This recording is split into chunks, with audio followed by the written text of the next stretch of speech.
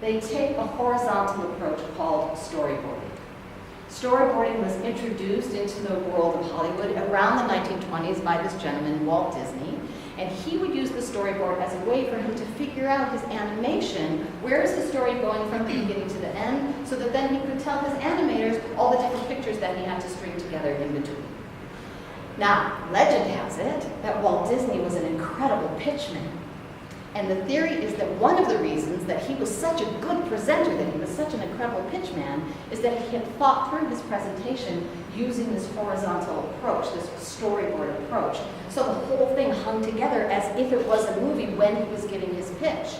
Before he had his own studio, he had to give a lot of presentations because he needed to convince people to give him a lot of money so that he could make his movies. There is not a screenwriter in Hollywood today that doesn't use the storyboarding approach.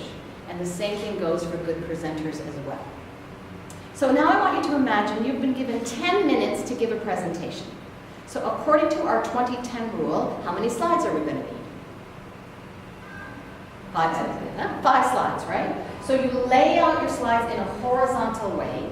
And typically I advise my clients not to sit down at their computer and start with their PowerPoint straight away.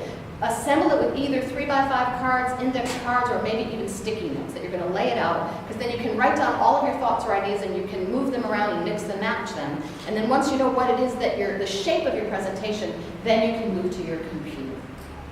The next thing that the storyboard approach gives us that the outline approach does not, if you sit down to write an outline, you're stuck starting at the top. Here's my first idea, here's the first thing that I'm going to say. What the storyboarding approach affords you is to start at the end. If you remember nothing else from this entire presentation, please remember this tip. You want to start at the end because of the psychological principle that is called the principle of recency and primacy. And in layman's terms, what that means is we remember, human beings remember the most recent thing that happened, the last thing that happened.